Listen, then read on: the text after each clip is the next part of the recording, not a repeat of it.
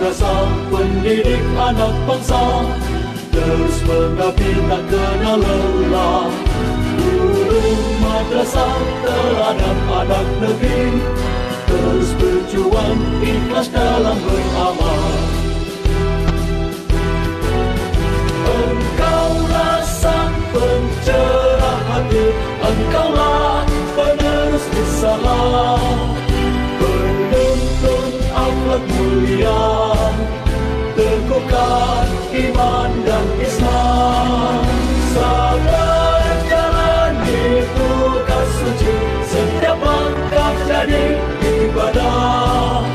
Kasih dan sayang selalu tercurah, lahirkan insan berakhlak mulia. Madrasah pendidik anak bangsa, terus mengabdi tak kenal lelah. Guru madrasah terhadap anak negeri, terus berjuang ikhlas dalam beramal. Ibu bapa guru madrasah mulia, jasamu terpatri dalam sanubari jejak langkah dan bimbinganmu. Engkaulah sang pencerah hati, engkaulah penerus risalah, penuntun akhlak mulia, teguhkan iman dan Islam. Sabar jalani tugas suci, setiap langkah jadi ibadah. Kasih dan sayang selalu tercurah, lahirkan insan berakhlak mulia. Lahirkan insan berakhlak mulia.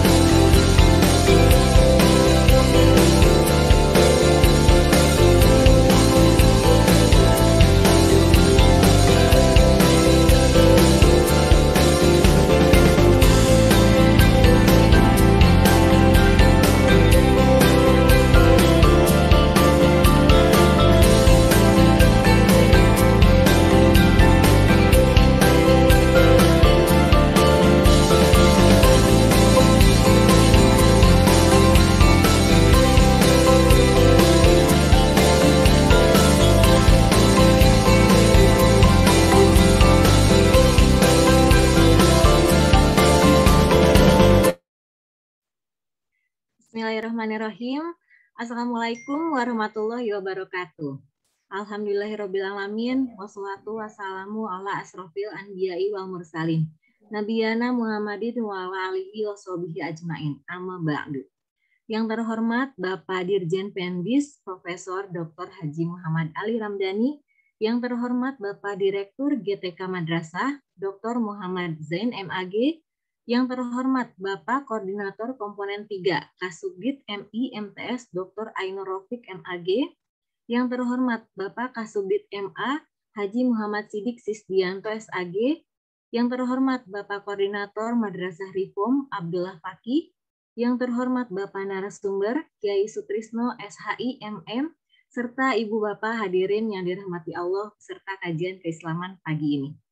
Puji syukur kita panjatkan kehadirat Allah Subhanahu wa Ta'ala yang pada hari ini kita masih diberikan nikmat kesehatan jasmani dan rohani, nikmat iman dan Islam, sehingga kita masih dapat berkumpul kembali dalam kajian keislaman pagi ini. Sholawat serta salam semoga selalu tercurah kepada junjungan kita Nabi besar Muhammad SAW, kepada keluarganya, kepada para sahabatnya, dan kepada para pengikutnya hingga akhir zaman. Semoga Amin. kita termasuk ke dalam golongan yang mendapatkan syafaat beliau di hari akhir kelak. Amin ya rabbal alamin. Pemirsa yang dirahmati Allah, bertemu lagi dengan kami dalam kajian keislaman. Mari kita buka acara ini dengan bersama-sama mengucapkan basmalah. Bismillahirrahmanirrahim. Bismillahirrahmanirrahim. Baik, saat ini telah tergabung bersama kita narasumber hari ini yaitu Kiai Sutrisno. Assalamualaikum Pak Kiai. Waalaikumsalam warahmatullahi wabarakatuh. Seperti Ya, biasa, sebelum kita menyimak paparan beliau, saya bacakan terlebih dahulu CV-nya. Nama Sutrisno SHI MM, lahir di Pacitan 1 Mei 1975. Intansi MAN 1 Pacitan, pendidikan S1 STAIN Ponorogo, S2 Widya Wiwaha Yogyakarta. Nah, demikian CV singkat beliau. Nah, adil secara terminologis bermakna suatu sikap yang bebas dari diskriminasi atau ketidakjujuran. Dengan demikian, orang yang adil adalah orang yang sesuai dengan standar hukum, baik itu hukum agama, hukum negara, maupun hukum sosial. Nah, bagaimana pentingnya sikap adil dalam kehidupan sehari-hari? Baik, tanpa basa-basi lagi, mari kita kupas tuntas mengenai pentingnya sikap adil dalam kehidupan sehari-hari yang akan disampaikan oleh narasumber kita hari ini. Kepada Kiai Sutrisno, waktu dan tempat kami persilahkan.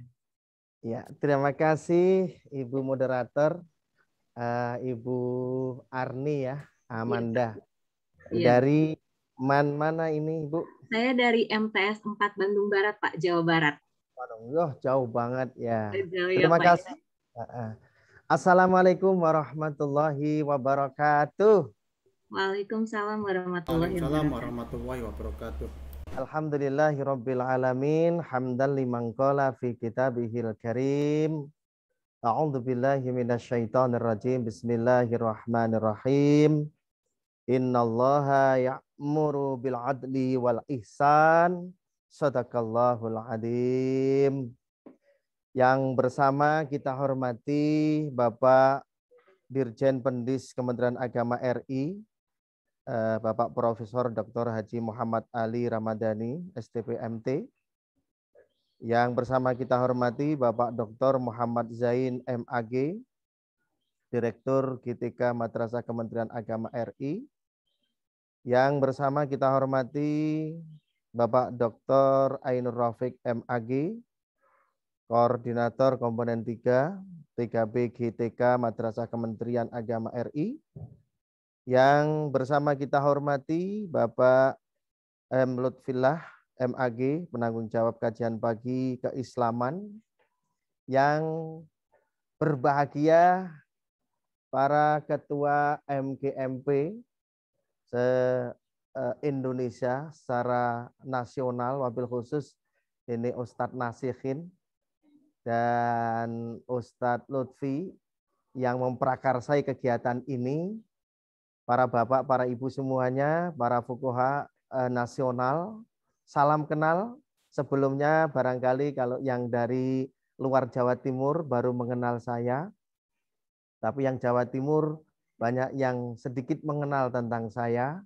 Tadi kurikulumnya sudah disampaikan. Bapak-bapak, ibu-ibu, semoga senantiasa sehat selalu di masa pandemi. Mudah-mudahan bersama keluarga mendapatkan hidayah, keselamatan, maghfirah oleh Allah Subhanahu wa taala. Amin. Patut bersyukur kepada Allah Subhanahu wa taala atas segala nikmat yang telah diberikan kepada kita semua. Mudah-mudahan kita semua menjadi orang-orang yang pandai bersyukur atas semua nikmat Allah Subhanahu wa taala. Amin. Karena kata Al-Qur'an, wa qalilum min ibadiyas syakur. Jadi sangat sedikit sekali hamba-hamba Allah itu yang bisa bersyukur. Mudah-mudahan kita diberikan kesehatan panjang umur, kita bebas beraktivitas, mudah-mudahan semakin mendekatkan diri kita kepada Allah Subhanahu wa taala. Amin. Salawat dan salam semoga tetap tercurahkan kepada baginda Rasul Muhammad sallallahu alaihi wasallam yang tentunya selalu kita harapkan syafaatnya fi yaumil qiyamah. Bapak Ibu yang kami hormati, kami mengangkat sebuah tema yang sederhana tapi mempunyai makna yang sangat luar biasa.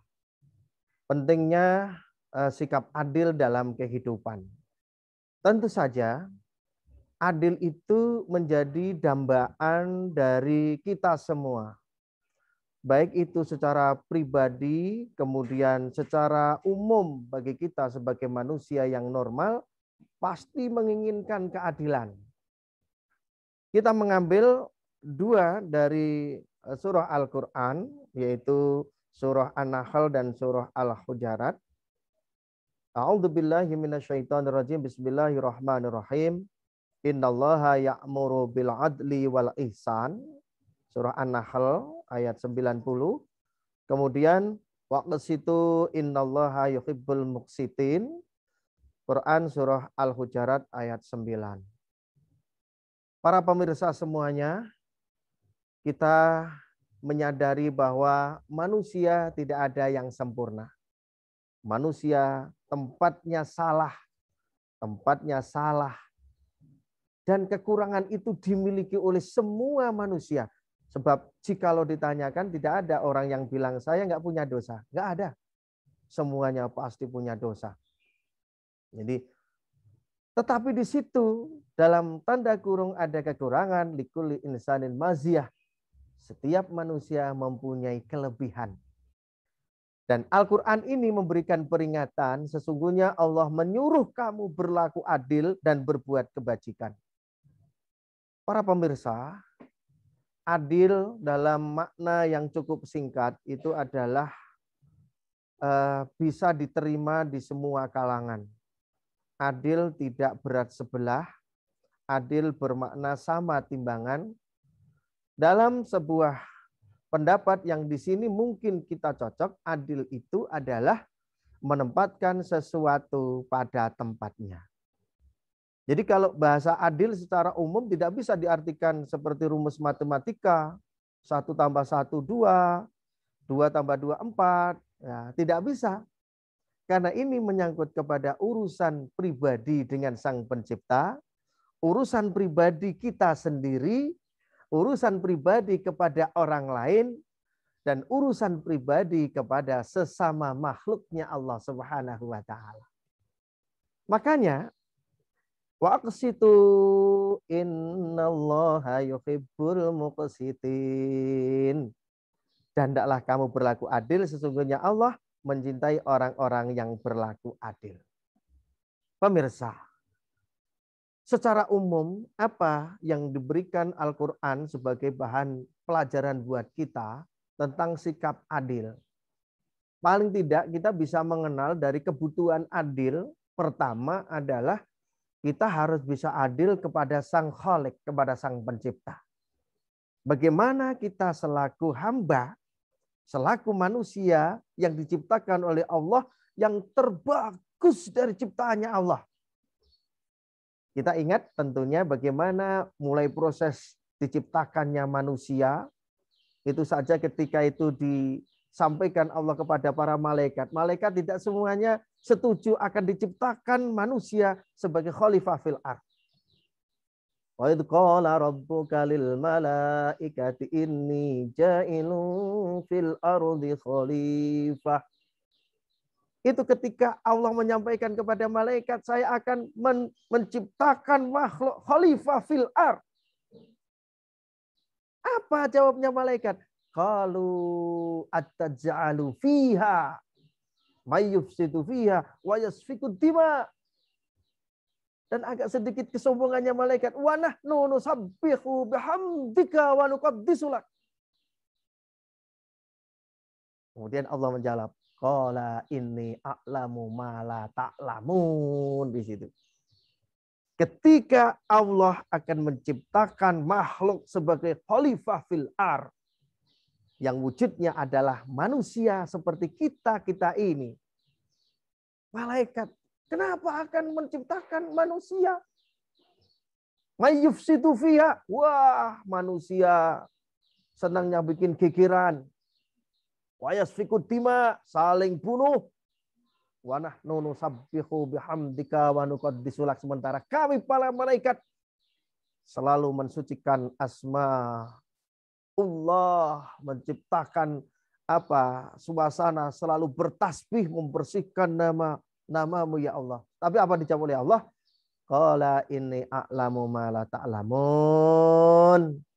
Saya lebih tahu, kata Allah, dari apa yang kalian ketahui.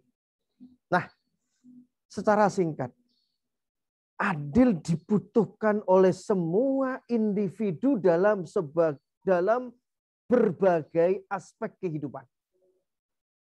Pertama, adil kita kepada Allah.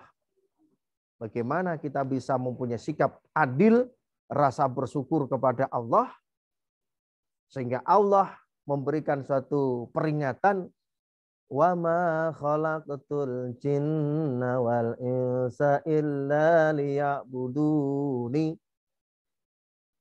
Jadi tidak diciptakan jin dan manusia kecuali untuk menyembah kepada Allah. Nah, kita harus yakin seyakin-yakinnya, apalagi kita adalah para fuqaha, orang-orang yang di situ dicintai oleh Allah Subhanahu wa taala yang memegang hukum Allah ini, maka keadilan yang pertama yaitu bagaimana kita adil kepada Allah, dalam tanda kutip perbaiki ibadah kita kepada Allah Subhanahu wa taala. Mulai amaliyah-amaliyah yang besar sampai kecil ya, mulai dari sholat, rukun Islam sampai kepada yang lain, termasuk kita mengikuti kajian fikih pada pagi, setiap pagi ini sudah luar biasa. Itu sudah termasuk bagaimana kita melaksanakan adil kepada Allah Subhanahu wa taala. Yang kedua, adil kepada diri kita pribadi. Kita sebagai makhluk sosial mempunyai banyak masalah, mempunyai banyak kewajiban, tuntutan dan seterusnya. Bagaimana kita bisa adil kepada diri kita sendiri? Bagaimana sosok seorang suami adil kepada keluarganya? Bagaimana sosok dari para pemimpin-pemimpin adil dengan kebijakannya? Bagaimana sosok dari orang otonom umpamanya, orang yang mereka memegang kebijakan ekonomi, bagaimana mereka itu dengan jabatannya melaksanakan adil dengan keputusannya? Kembali kepada diri pribadi bahwa kita adalah dituntut keadilan. Yang ketiga, keadilan dibutuhkan kepada orang lain seperti kita. Mohon maaf, orang itu kalau menilai orang lain sangat-sangatlah mudah. Orang melihat orang lain, menilai orang lain, membaca orang lain, sangatlah mudah. Kalau Bung Haji Roma Irama di situ melihat semut saja di seberang lautan kelihatan. Tapi melihat gajah di depan mata tidak kelihatan. Ini memang susah. Bagaimana kita itu bisa melakukan adil dalam segala komponen kehidupan. Dan yang keempat, adil, bagaimana adil itu bisa diterima dalam semua kalangan, bagaimana adil kepada sesama manusia dan semua ciptaan Allah Subhanahu wa taala. Maka dari itu para pemirsa, ada di antara kita mengharapkan dalam sebuah hadis yang diriwayatkan oleh An Abi Hurairah radhiyallahu anhu, an Nabi sallallahu alaihi wasallam qala sab'atun yudhilluhumullahu fi dhillihi yauma la dhilla illa dhillah. Jadi ada 7 golongan yang di situ akan mendapat perlindungan Allah Subhanahu wa taala. Golongan itu akan mendapatkan perlindungan kecuali hanya lindungan Allah Subhanahu wa taala. Yang pertama apa? Imamun adil. Jadi pemimpin yang adil. Para pemirsa, Bapak Ibu semuanya yang kami hormati, inilah yang terpenting yang akan kita bahas, bagaimana kita mempunyai sifat adil dalam semua komponen. Kita mengajar, kita mau jadi abdi negara, kita dipercaya dalam sebagai kegiatan dan seterusnya. Bagaimana sikap adil ini yang kita praktekkan dalam kehidupan sehari-hari. Sebab adil ini mencerminkan bagaimana orang itu dihormati atau dihina. Orang dimuliakan atau dilecehkan. Ini karena sifat adilnya. Ketika ada sifat adil, yang mengikuti adalah sifat kejujurannya. Sifat baiknya, mulai ucapan dan perbuatannya. semata-mata apa yang dilakukan hanyalah tujuannya satu, mencari keridhaan Allah Subhanahu wa taala. Kemudian yang lain dari 7 golongan itu adalah sebagai referensi kita. Dari golongan 7 itu adalah kita termasuk dalam golongan itu atau tidak. Ini. Jadi apa yang kita harapkan, apa yang kita lakukan dalam setiap hari, mudah-mudahan itu diridhoi oleh Allah Subhanahu wa taala. Lanjut hadis berikutnya. Hadis berikutnya dilanjutkan. Ini kita baca, kita pelajari saja. Nah, lanjut. Terus hadis materi berikutnya. Ini yaitu sebelumnya. Tadi betul tadi. Sebelumnya yang ini. Ini. Bagaimana ini sebagai pelajaran buat kita, nanti kita diskusi bersama tentang keadilan. Wa an Auf bin Malik radhiyallahu anhu qala sami'tu Rasulullah sallallahu alaihi wasallam yaqulu khiyaru a'immatikum alladziina tuhibbunahum wa yuhibbunakum wa tusalluna alaihi wa yusalluna alaikum. Inilah bagaimana kita bisa menempatkan diri ketika kita menjadi seorang pemimpin. Sebab adil ini identik dengan kepemimpinan. Pemimpin yang baik adalah pemimpin atau orang-orang yang kalian mencintai mereka dan mereka pun mencintai kalian. Kita pilih, kita dukung, mereka mencintai kita, kita membackup dan mencintai mereka. Ini dalam kehidupan. Kita memilih, kita memberikan tanggung jawab juga kenapa kita memilih. Kemudian yang kita pilih juga memberikan apresiasi yang sangat luar biasa sehingga mereka mencintai kita dan sama-sama mendoakan. Nah, inilah sosok kepemimpinan Rasulullah Muhammad sallallahu alaihi wasallam.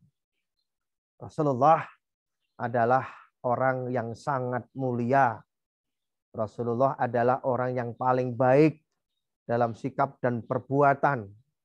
Rasulullah bisa dikatakan dan kita bisa untuk menyampaikan bahwa tidak ada duanya makhluk di dunia ini yang melebihi kebaikan dari Rasulullah Muhammad sallallahu alaihi wasallam. Sehingga Nabi Muhammad dianggap sebagai Sayyidul Anbiya wal Mursalin. Dari olah ucapan, perbuatan, semuanya plek, ucapan dan perbuatan sama Rasulullah Muhammad sallallahu alaihi wasallam. Tidak pernah menggunting dalam lipatan, ucapannya adalah perbuatannya dan beliau pelaku utamanya. Beliau tidak merasa bangga disanjung, juga tidak marah ketika itu dihina. Coba bayangkan kepemimpinan Rasulullah Muhammad sallallahu alaihi wasallam. Mulai dari keluarga besar beliau, ya, awal-awalnya mulai beliau untuk menjadi seorang pemimpin. Makanya kita kalau dihina oleh teman orang lain, ya, dimusuhi orang kemudian tetangga, biasa sajalah. Nabi Muhammad itu loh bukan hanya dibenci oleh keluarganya, akan dibunuh oleh Abu Jahal, Abu Lahab, itu adalah paman-paman.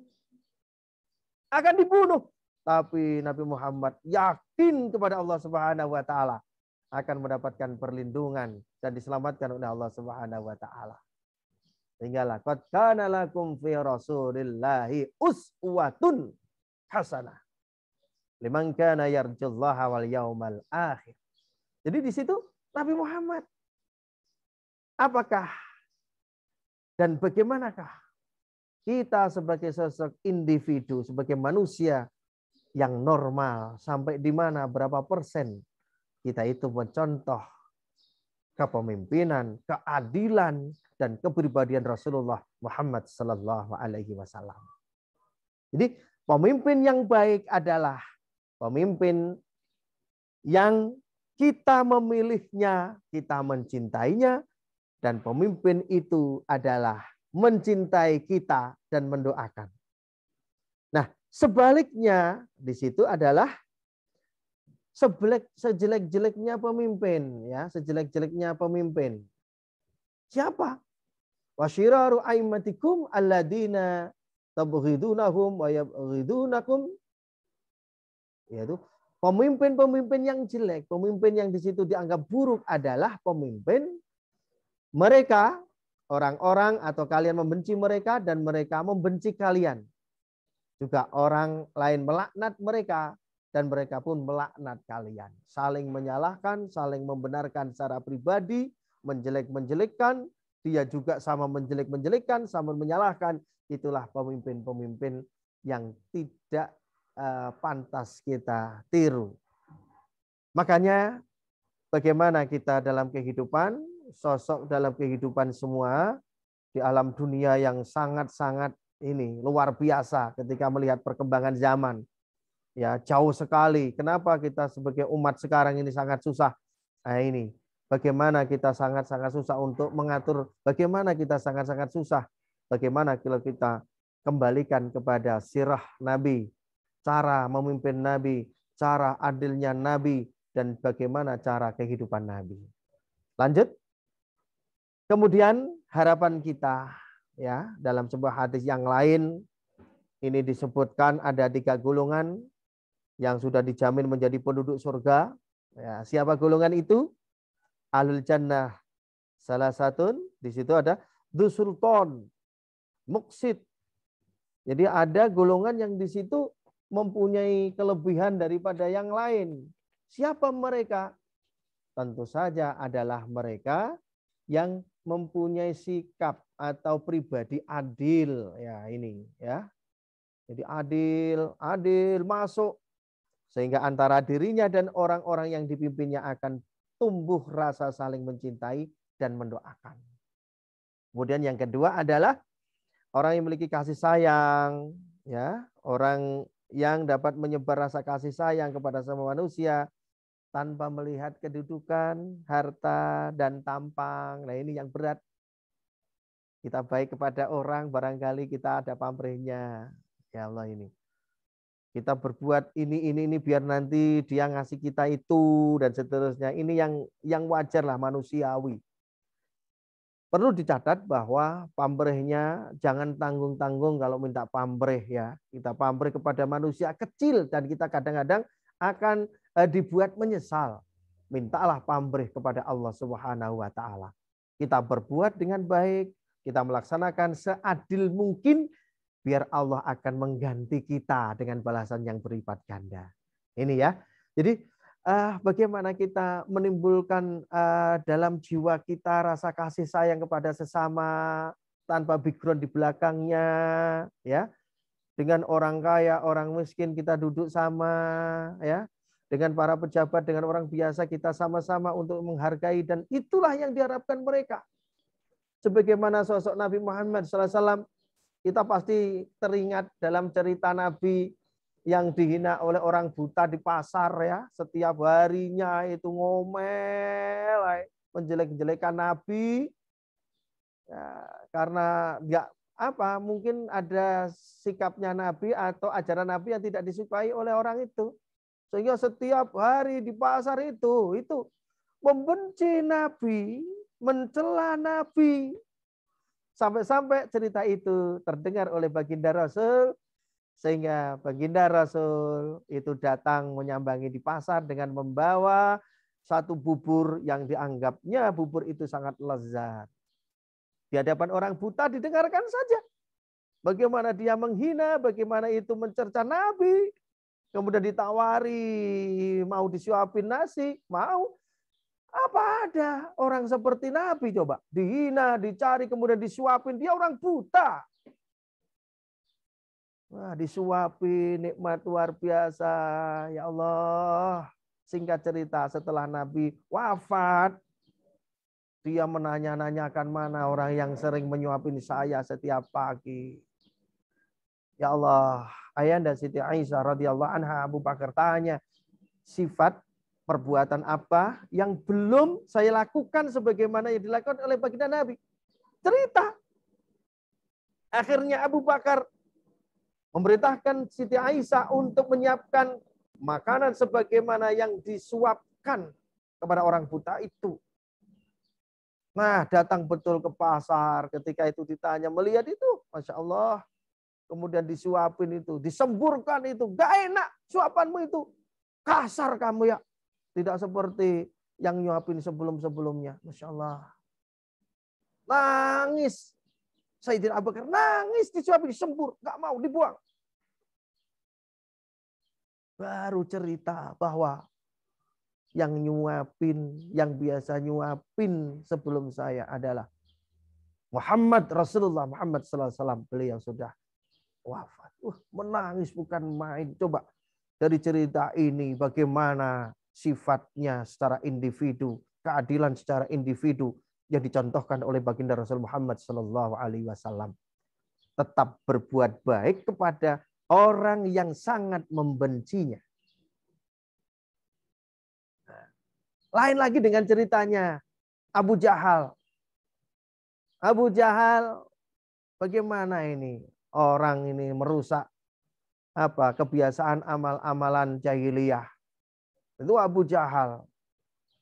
Pura-pura sakit, tapi Abu Jahal sudah menyiapkan sumur yang dalam, kemudian ditutup dengan rumput.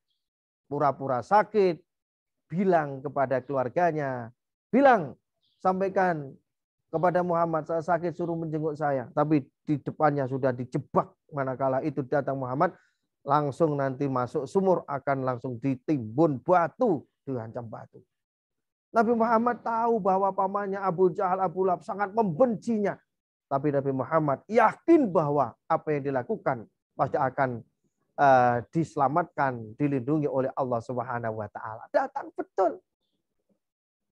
Ketika itu sampai di depan pintu yang disiapkan oleh Abu Jahal, Muhammad, sini Muhammad, gitu. Ayo Muhammad, yo indangono aku bahasane gitu. Hampir saja Nabi Muhammad menginjak sumur tipuan dari Abu Jahal. Allah lewat malaikat, tarik balik kanan. Muhammad, balik kanan. Depan itu adalah jebakan. Kalau kamu nanti lewat, jatuh ke sumur, mati kamu. Kaget Abu Jahal, kaget pada saat itu. Muhammad balik kanan. Pura-pura sakit, akhirnya lari. Lupa kalau dia sendiri membuat sumur itu. Akhirnya Abu Jahal masuk dalam sumur itu. Ya, jadi apa yang dilakukan? Kemudian ya dengan izin Allah tentunya itu lupa kalau dia membuat sumur, masuk ke dalam sumur itu. Sampai waqala di situ tidak satupun yang bisa menolong Abu Jahal dalam sumur. Tetap meminta kepada baginda Rasul Muhammad sallallahu alaihi wasallam, tolonglah ini pamanmu, tolong. Padahal yakin bahwa itu akan membunuh. Untuk kasih sayangnya Rasulullah. Akhirnya apa? Waqala itu Nabi Muhammad cukup menurunkan tangannya, kemudian ketemu tangannya Abu Jahal, naik, selamat. Apa ucapannya? Hebat sihirmu Muhammad. Ya, Masya Allah. Makanya bagaimana kita menjadi orang yang sangat-sangat kasih, mempunyai rasa empati yang tinggi, mempunyai bagaimana kita untuk memberikan yang terbaik. Ya, jadi di situ adalah khairun nas anfa'uhum linnas, itu bagaimana ini seperti fuqaha ini luar biasa. Yang ketiga, orang miskin yang dapat menjaga kehormatannya, ya, sehingga tampak dalam diri orang yang miskin itu seakan seperti orang yang berkecukupan, ya, sebab ia dapat menjaga kehormatan dari belas kasih orang lain. Jadi walaupun miskin tapi sangat-sangat tidak mau, ya, untuk meminta-minta. Lanjut. Ya, lanjut. Dalam hadis yang lain ini juga ini sama, ya, sama dari apa yang diharapkan, bagaimana kita menjadi pribadi-pribadi Muslim yang taat kepada Allah, yang baik kepada sesama. Ada waktu lagi perlu kami sampaikan bahwa ada 3 golongan, 3 pilar, di mana apabila kita bisa melakukan itu, kita akan mendapatkan keselamatan dunia dan akhirat. Pertama apa? Apa yang kita lakukan, apa yang kita perbuat di situ semata-mata hanya kepada Allah Subhanahu wa taala. Jadi orang yang mencintai kepada Allah, kun indallahi khairan nas. Jadilah manusia di hadapan Allah sebaik-baiknya manusia. Kun indallahi khairan nas.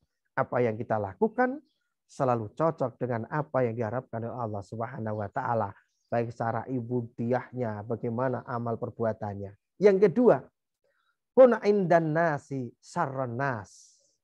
Jadilah kita manusia memandang orang lain kitalah yang paling jelek.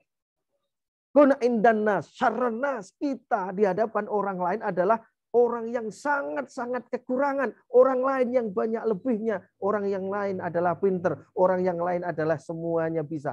Kita adalah miskin apapun. Kita miskin gak punya apa-apa. Baik itu ilmu maupun yang lain. Kemudian yang ketiga. Bagaimana kita berhadapan dengan para manusia. Kun indan nasi rajulan minan nas. Jadilah kita manusia, orang-orang dalam lingkungan masyarakat, salah satunya masyarakat itu adalah kita. Sehingga apa yang terjadi di lingkungan, kita aktif dalam kegiatan lingkungan kerja bakti, lingkungan rondo kampling, ikut rondo kampling, koncongan hajatan kita diundang datang, ya diminta bantuan orang datang, gitu. Jangan sampai kita itu meninggalkan masyarakat, meninggalkan orang-orang sekitar kita karena kesibukan kita sehingga kita tidak kenal dengan kanan kiri kita. Tetangga kita adalah salah satu ajang buat kita untuk keselamatan dunia dan akhirat. Mudah-mudahan apa yang kita lakukan sudah sesuai yang diharapkan oleh Allah Subhanahu wa taala, diharapkan oleh sesama manusia. Dan kajian ini nanti bisa kita lanjutkan dengan tanya jawab. Mudah-mudahan apa yang disampaikan secara singkat dan sederhana ini bisa menjadikan ajang saling asah, saling mengerti bagaimana kita menempatkan diri di hadapan manusia. Mudah-mudahan selalu mendapat hidayah dan ridha Allah Subhanahu wa taala. Terima kasih. Kita lanjutkan dengan dialog. Iya, Mbak.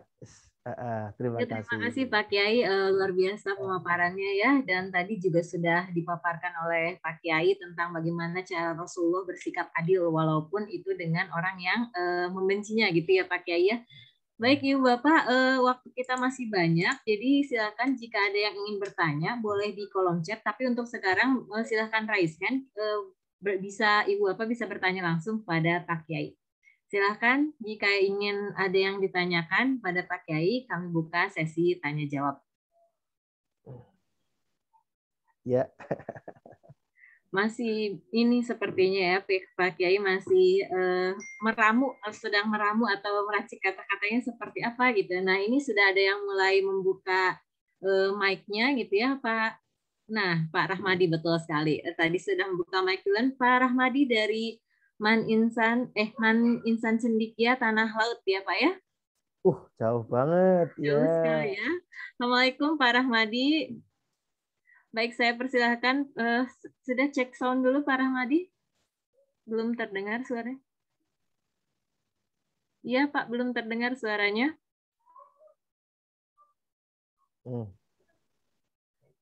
Dan lagi chat Tanah Laut jauh sekali ya. Nah, alhamdulillah kita kedatangan ini daerah timur ya Pak ya, Indonesia Timur ya Pak.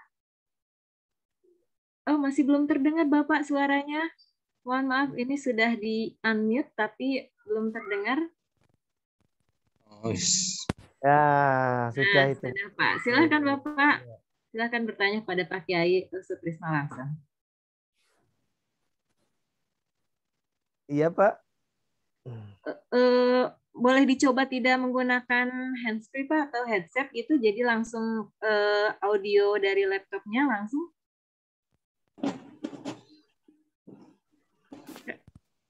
Karena masih tidak terdengar Bapak suaranya ya.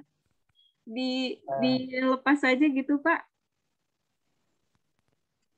Atau boleh saya bantu di kolom chat Pak? Boleh nanti saya bacakan di kolom chat Pak. Pak Rahmadi, mungkin caranya gini Pak, yang kata mute itu ada tanda pin. Sudah bisa, sudah saya. Yang lain dulu boleh. Nah ini sudah muncul bisa Pak. kedengaran ya? Bisa sudah Pak. Silakan Bapak. Alhamdulillah. Assalamualaikum Pak Kiai.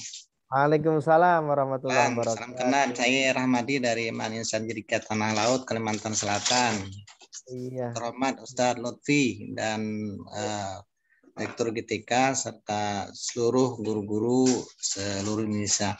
Alhamdulillah pada pagi ini saya bisa mengikuti kegiatan kajian keislaman pagi ini. Alhamdulillah. Pak Kiai, mungkin tentang konsep keadilan, kita sebagai guru mungkin di sekolah atau madrasah sekarang banyak mengalami hal-hal yang dianggap oleh orang tua siswa atau siswa sendiri kita tidak adil dalam dalam memberikan skor nilai. Nah, begitu. Nah, bagaimana kita menanggapi ini? Mungkin itu Ustaz. Mungkin ini permasalahan kita sendiri ya masing-masing kita. Keadilan itu. Iya. Keadilan dalam memberikan penilaian seperti itu kepada siswa Pak Kiai. Mohon pencerahannya. Betul sekali. Terima kasih. Ya. Langsung kita tanggapi ya Pak Ramadi. Para pemirsa semuanya. Guru itu semuanya mempunyai kelebihan dalam penilaian. Bahkan guru itu tanpa ujian itu bisa menilai. Makanya dalam penilaian yang baik itu malah justru penilaian secara langsung yang sebetulnya di situ yang menurut hati nurani para Bapak Ibu guru itu benar, walaupun kita melihat kadang-kadang ya kan kok anak ini kok nilainya kok tinggi.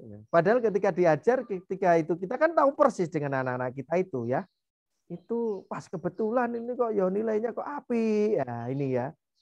Sementara yang dalam kita mengikuti dalam pembelajaran anak itu pintar sekali, cerdas, nilainya kok jelek. Pada saat itu kalah dengan itu. Nah, bagaimana kalau kita menyikapi itu kemudian di hadapan dengan para wali? Begini para ustadz dan para ustadzah semuanya, kita bagaimana memberikan penilaian di situ adalah seobjektif mungkin. Kita membantu kepada penilaian kepada anak, juga bagaimana kita bisa menjelaskan kepada orang tua. Musim pandemi keadaan seperti ini, ya kan? Ini yang diuntungkan adalah bagi anak-anak yang memang mereka pemalas, mereka yang kita melihat banyak kekurangan, tetapi mereka lulus dengan mendapatkan nilai tuntutan aturan. Bisa nggak bisa mendapatkan nilai paling tidak B lah. Bagaimana kalau kita kasih C, terpaksa sekali kita kasih C, pasti nanti orang tua tanya apakah ini sudah diremedi, apa sudah dibantu dan seterusnya. Nah, pada intinya bagaimana kalau kita memberikan nilai kepada para siswa yang berhadapan dengan orang tua. Kita kasih middle, sedengan. Kita ngasih nilai tidak terlalu tinggi, tidak terlalu rendah. Kita juga membantu masa depan anak. Nanti kalau ada orang tua yang protes, kita berikan buktinya kepada beliau-beliau, kita sampaikan. Tapi kadang-kadang juga aneh juga orang tua tidak mengajar, kadang-kadang dikasih ini tidak mengerti bahwa anaknya dikira pintar dan seterusnya, maka dikasih bagaimana laporan harian kita dalam proses pembelajaran. Sebab penilaian untuk mata pelajaran fikih saya kira tidak mengandalkan dari apa yang diajarkan, tetapi di situ banyak sekali aspek penilaian termasuk sikap ya, akhlakul karimahnya. Saya kira begitu Pak Rahmadi. Jadi bagaimana kita enjoy sajalah kepada orang tua. Kalau nanti ada orang tua ngotot, ya buktikan itu. Ini putranya seperti ini. Ini kadang berani kepada gurunya saja, kadang berani, kadang disuruh maju nggak mau, hafalan nggak mau, tugasnya nggak mau. Terus gimana kita akan ngasih nilai baik gitu. Itu kalau nanti orang tua ada yang komplain. Ya, begitu Pak Rahmadi, saya kira. Baik, begitu Pak Rahmadi pencerahannya. Intinya mungkin kita harus ada bukti ya Pak ya. Jangan sampai berbicara tanpa bukti gitu ya.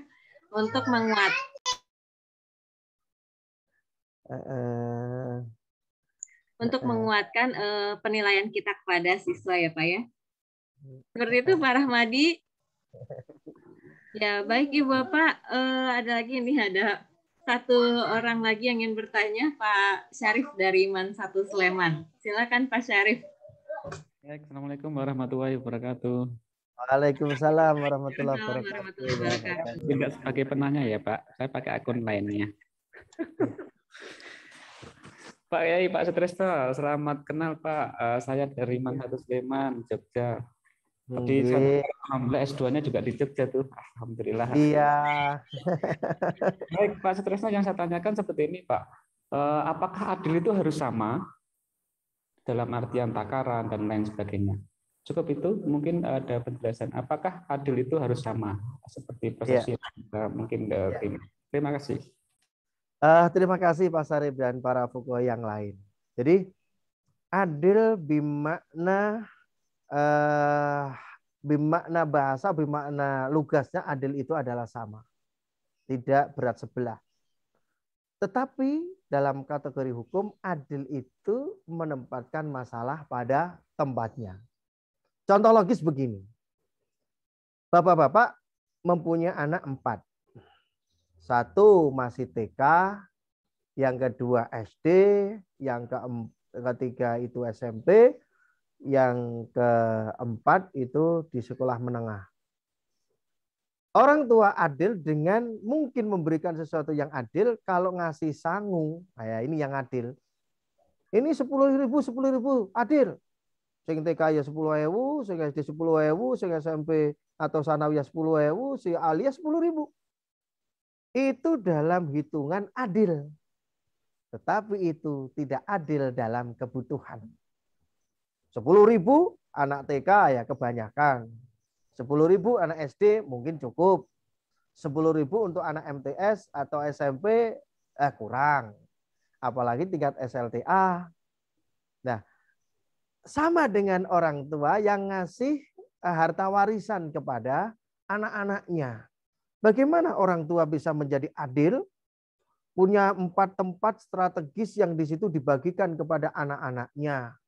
Punya tanah, ya kan? Di bidang tanah, tapi di situ tempatnya yang berbeda.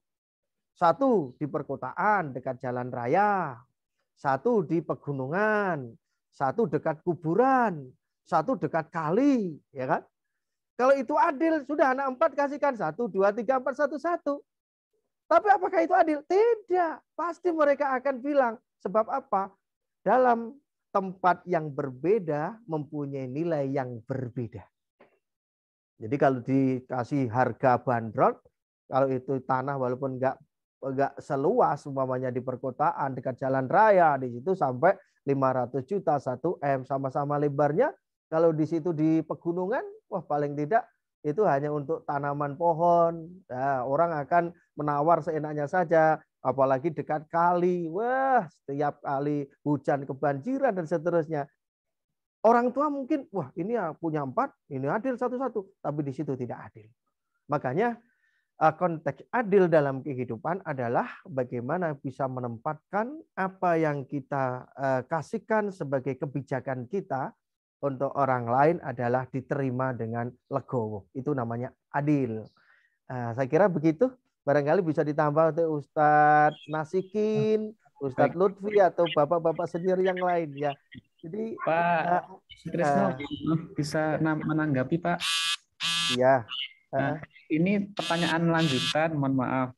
Tadi karena ini yang sering beredar, sering pertanyaan ini beredar di kalangan perempuan, ibu-ibu misalnya, terkait dengan warisan dan adil. Mereka sering bertanya, kenapa kok laki-laki 2 kali lipatnya perempuan di masalah di warisan gitu, Pak. Mohon penjelasan, apakah itu adil gitu kan? Oke, terima kasih Bapak.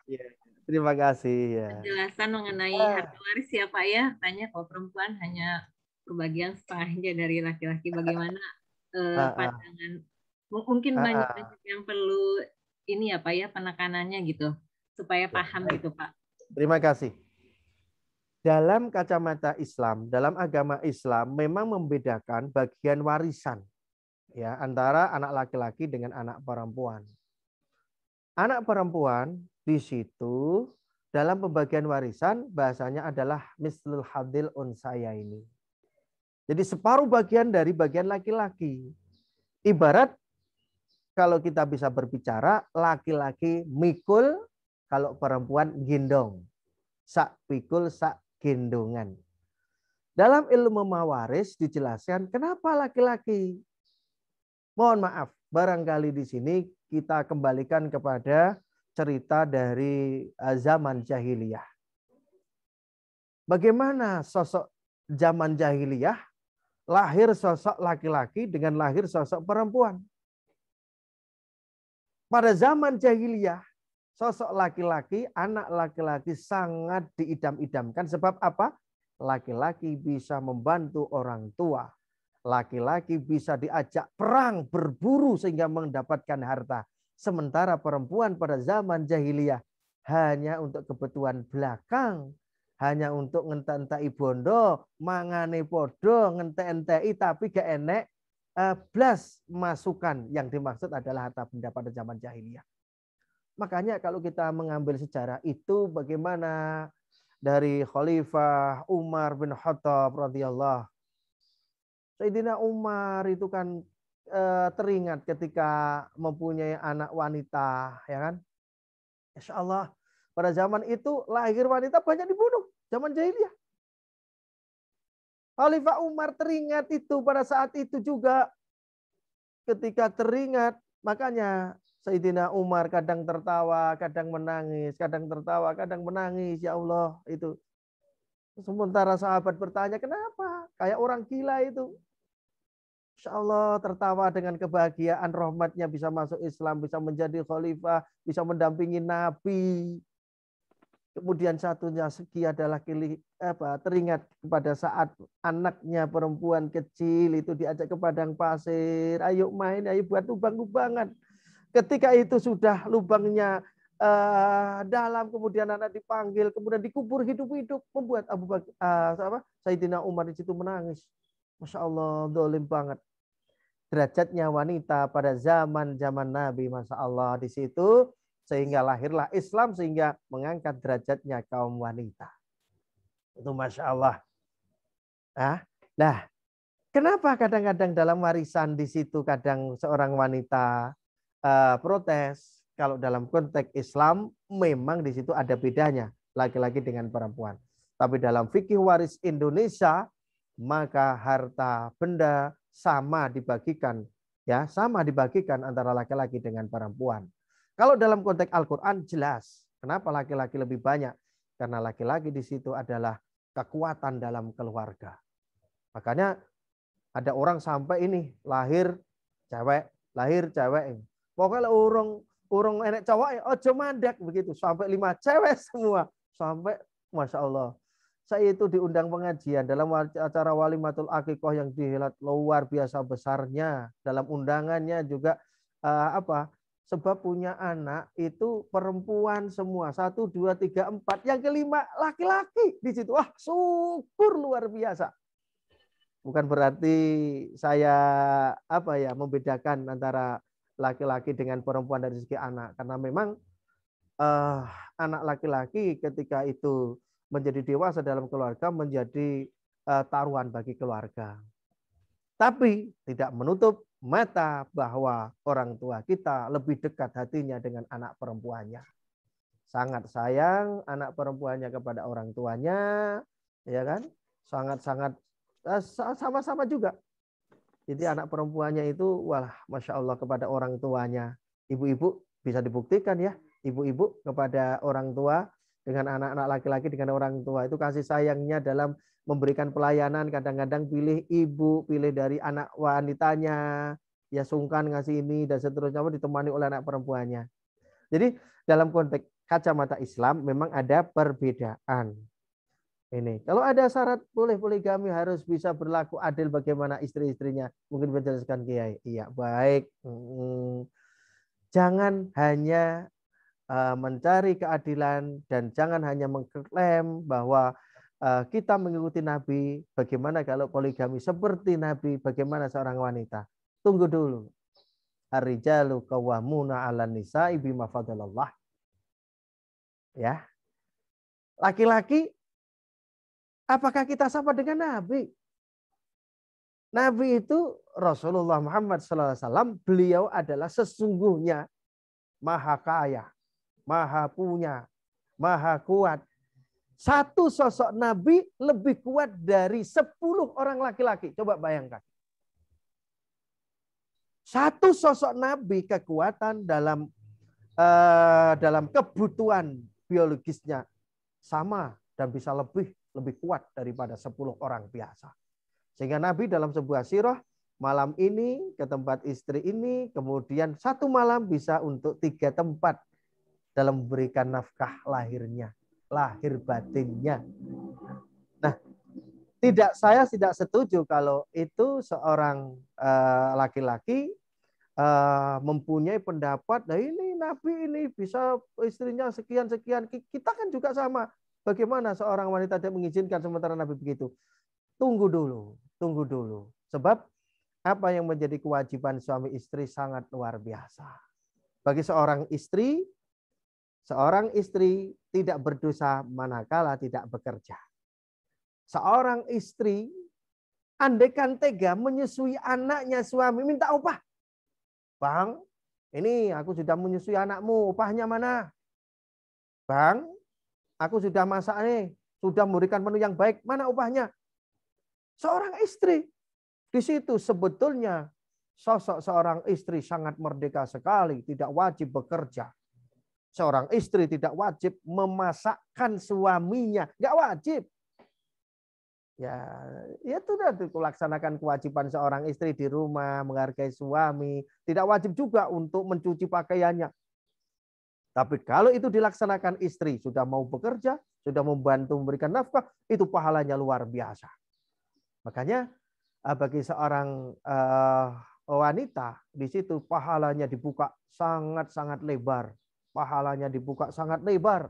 Manakala itu bisa dilaksanakan, Masya Allah, luar biasa. Dan lebih bahagia seorang suami manakala, Bang, saya capek masak sendiri, setrika sendiri. Abang saya mau nggak saya carikan teman? Masya Allah, itu surga. Ya, Pak, ya. Di awalnya saya sudah senang Pak dengar Bapak ini ya, jadi angin segar bagi kami ibu-ibu. Ujungnya ada yang kurang ini ya. Baik Bapak, di sini ada pakai masih ada 2 pertanyaan.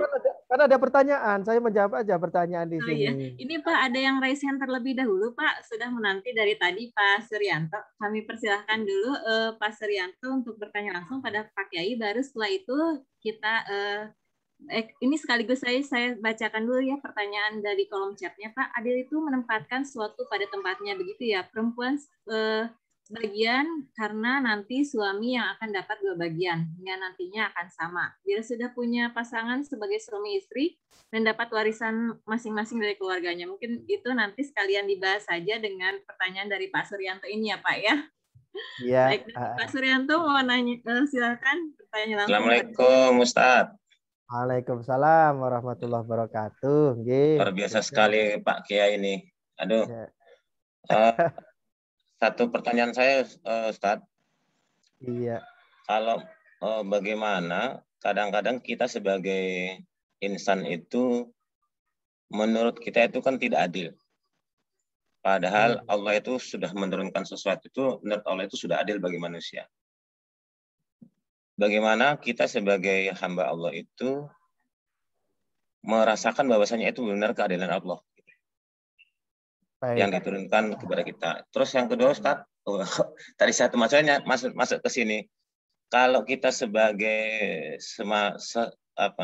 saudara atau teman atau apa, gimana memberikan juga nasihat bahwasanya itu sudah adil menurut Allah dan menurut yang menurut kita, bagi kita yang paham gitu. Ya, terima kasih ya Pak. Bapak-bapak, ibu-ibu, para ustadz dan ustadzah tentunya ya yang mengikuti kajian ini. Hidup ini normal, tidak ada manusia yang puas dengan kenormalannya jikalau mereka tidak beriman dan bertakwa. Keadilan bisa tertutup dengan syukur. Jadi tuntutan manusia bisa tertutup dengan syukur. Merasa kita kurang adil, merasa hati kita kurang nyaman, maka itu bisa ditutup dengan syukur.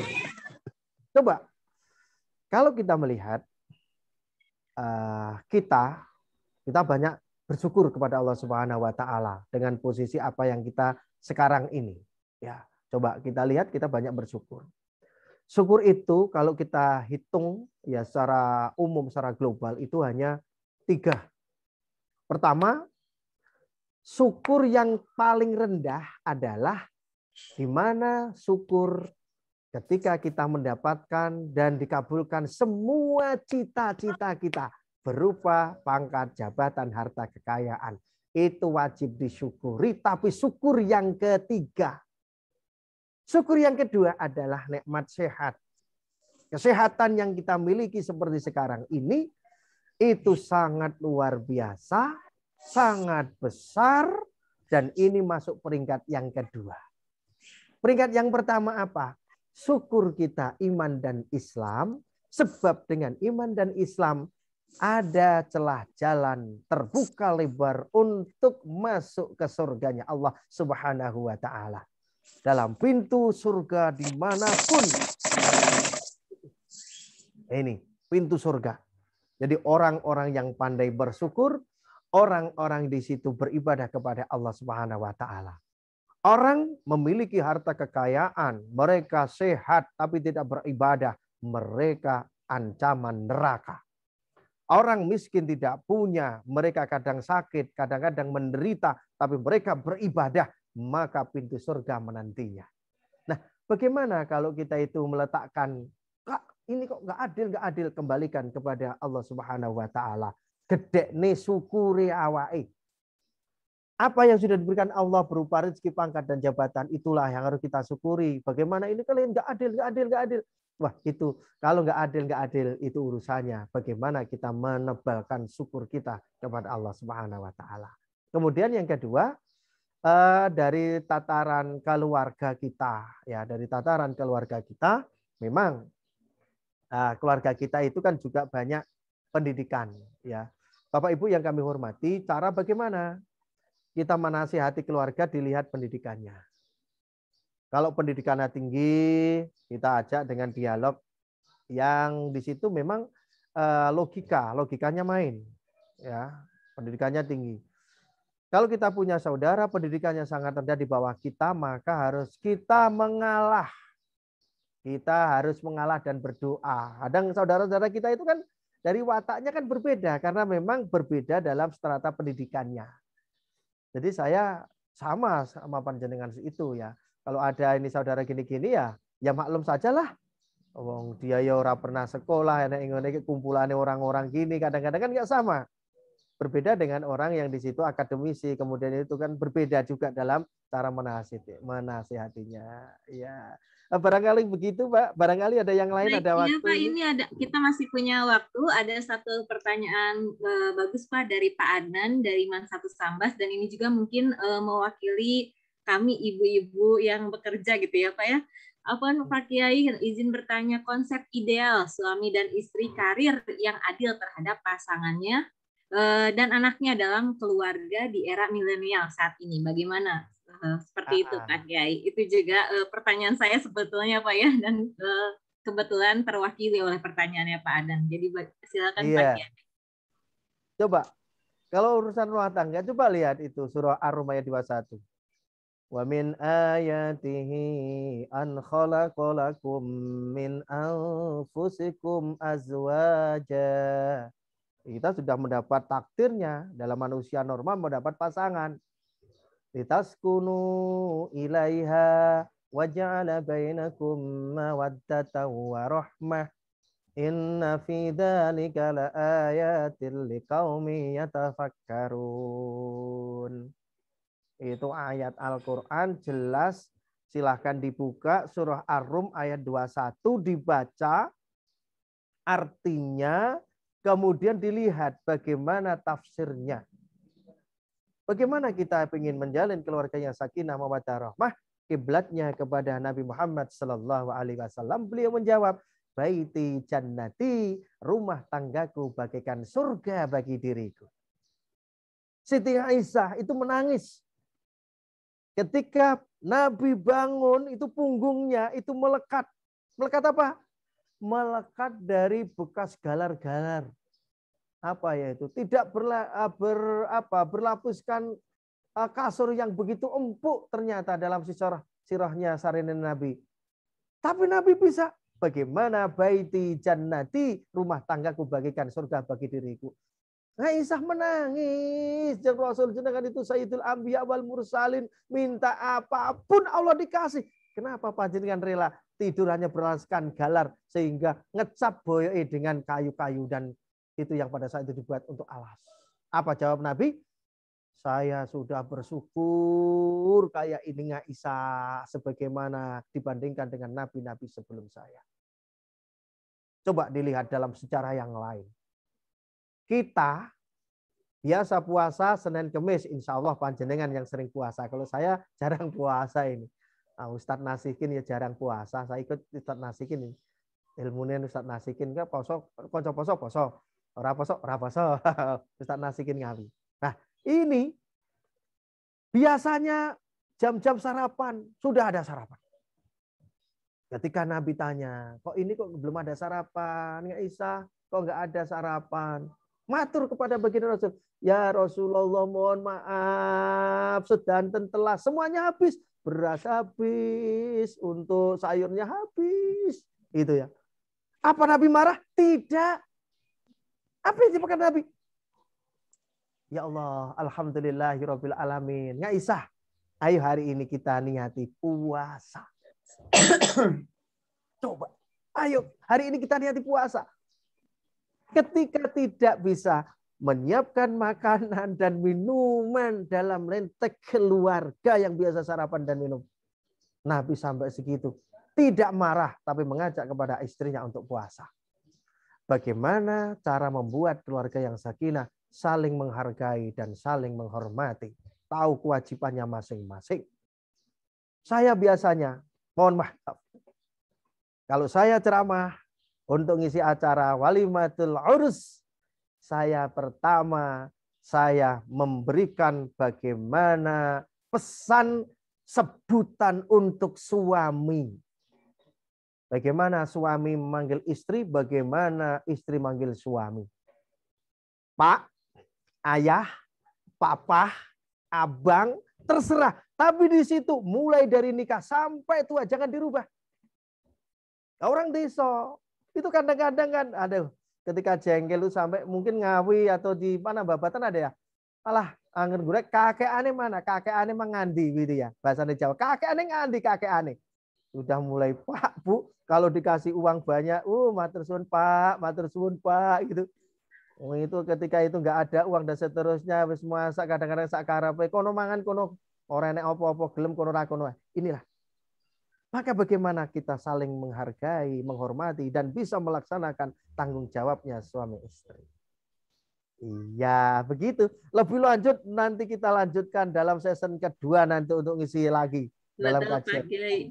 Ya, jadi intinya tetap harus melaksanakan kewajiban masing-masing ya Pak Kiai, supaya adilnya di sana ya Pak ya. Oke, pemirsa yang dirahmati Allah, waktu juga yang memisahkan kita ya Pak Kiai gitu. Tidak terasa kita sudah sampai penghujung acara dan luar biasa sekali paparan materinya, terutama kalau kita membahas tadi pertanyaan dari Pak Gus Lutfi ya Pak ya, tentang adil dalam poligami itu ya Pak ya. Sejujurnya tadi seperti yang saya katakan, wah ini ada yang membela kaum wanita nih, tapi ujungnya tetap orang menggunakan walaupun tapi realita ya Pak ya. Betul, kadang-kadang juga kita menyadari bahwa mungkin seperti itu, tapi insya Allah Pak Kiai di sini, ibu-ibu di sini pada soleha ya Pak Kiai, yang walaupun capek gitu ya masih tetap semangat untuk melaksanakan kewajiban dan ikhlas melayani suami seperti itu. Baik, Ibu Bapak hadirin yang dirahmati Allah, sedikit yang saya dapat simpulkan bahwa sikap adil tadi merupakan salah satu sikap yang orang yang memiliki sikap adil adalah orang yang termasuk dalam golongan yang mendapat perlindungan dari Allah Subhanahu wa taala. Dan pada kehidupan sehari-hari, adil itu juga tidak berarti harus sama gitu ya, tapi sesuai dengan kadarnya. Semoga kita termasuk ke dalam orang-orang yang dapat bersikap adil dalam kehidupan sehari-hari. Baik, terima kasih kami sampaikan kepada Pak Kiai Sutrisno atas pembahasannya hari ini. Kita terima kasih pula. Baik, dan kita mau berdoa dulu sekarang Pak Kiai, boleh? Baik. Mari Bapak-bapak, Ibu-ibu kita berdoa kepada Allah Subhanahu wa taala, mudah-mudahan kita menjadi orang yang baik, orang adil di hadapan Allah Subhanahu wa taala, di hadapan para manusia. Mudah-mudahan apa yang kita laksanakan, baik bentuk tugas maupun amanah yang lain, mudah-mudahan diridhoi oleh Allah Subhanahu wa taala. Amin. Alhamdulillahirabbil alamin. Akhirin hamdan na'imin, hamdan yuafi ni'amahu wa yukafi'u mazidah. Ya Rabbana lakal Hili jalalikal karimi wa adimi sultanik. Allahumma salli ala Sayyidina Muhammad wa ala ali Sayyidina Muhammad. Salatan tunjina biha min jami'il ahwali wal afat. Wa taqudilana biha jami'al hajat. Wa tutahhiruna biha min jami'is sayyiat. Wa tarfa'una biha indaka ala darajat. Wa tuballighuna biha aqsal ghayat min jami'il khairati fil hayati wa ba'dal mamat. Allahumma tawwil a'marona wa sahih sadana wa nawwir bana wa sabbit manana wa amin alana wa wasi arzaqana wa ilal khairi qaribna wa anis syarri abna wa qdi hawaijana fid dini wad dunya wal akhirah innaka ala kulli syai'in qadir. Allahumma ihtim lana bi husnil khatimah wa na'udzu Fatimah. Rabbana ighfir lana dzunubana wa li walidina wa li jami'il muslimina wal muslimat wal mu'minina wal mu'minat al ahya'i minhum wal amwat innaka ala kulli qadir. Rabbana hab lana min azwajina amin ya Allah qurrata a'yun waj'alna lil muttaqina imama. Rabbana atina fid dunya hasanah wa fil akhirati hasanah. Subhana rabbika rabbil izzati amma yasifun. Wassalamu mursalin walhamdulillahi rabbil alamin. Amin ya Allah. Terima kasih. Terima kasih kami sampaikan pada Pak Kiai atas pembahasannya. Atas segala kekurangan. Sama-sama Bapak ya, dan terima kasih pula kepada para hadirin yang selalu setia mengikuti kajian keislaman pagi hari dari hari Senin sampai Sabtu pada pukul 6 hingga 7 pagi. Jangan lupa untuk menyaksikan kajian pagi pada esok hari Sabtu. Saya Rizka Amanda selaku moderator yang bertugas hari ini. Mohon maaf apabila terdapat banyak kesalahan dan kekurangannya. Semoga ilmu yang kita dapatkan hari ini dapat bermanfaat dan menjadi amal kebaikan bagi kita semua. Amin. Subhanakallahumma wa bihamdika asyhadu an la ilaha illa anta astaghfiruka wa atubu ilaik. Kita tutup acara ini dengan ucapan hamdalah. Alhamdulillahirrahmanirrahim. Terima kasih. Kajian keislaman hari ini kami undur diri. Selamat beraktivitas dan jangan lupa selalu mematuhi protokol kesehatan 5M 1D. Akhirul kalam wabillahi taufik wal hidayah. Wassalamualaikum warahmatullahi wabarakatuh. Waalaikumsalam warahmatullahi wabarakatuh. Terima kasih Ani Amanda. Sangat makasih Pak Sutrisno. Kajiannya sangat menggugah kita. Pak Hendra jadi tergugah akhirnya bangun. Nah, alhamdulillah. Insyaallah. Yang tidak puas nanti japri, yang tidak puas kurang jawabannya japri. Mudah-mudahan nanti kita bertemu di kesempatan berikutnya ya Pak Kiai ya. Insyaallah. Baik Bapak Ibu semuanya, para hadirin semua, terima kasih atas atensinya. Kita tetap masih melakukan kajian Senin sampai Sabtu di jam yang sama. Sebelum ada perubahan, nanti kalau ada tatap muka nanti insya Allah ada perubahan, tetapi selama ini masih jam 6 sampai jam 7. Kami mohon kesediaannya tetap silaturahim. Indonesia Raya kita kibarkan di sini, ada yang dari Medan, dari Sumatera, dari Kalimantan, Papua, Lombok, Jawa dan lain sebagainya. Terima kasih semuanya. Saya akan tutup. Mohon maaf. Akhirul kalam. Assalamualaikum warahmatullahi wabarakatuh. Waalaikumsalam warahmatullahi wabarakatuh. Terima kasih Pak Trisno. Warahmatullahi wabarakatuh.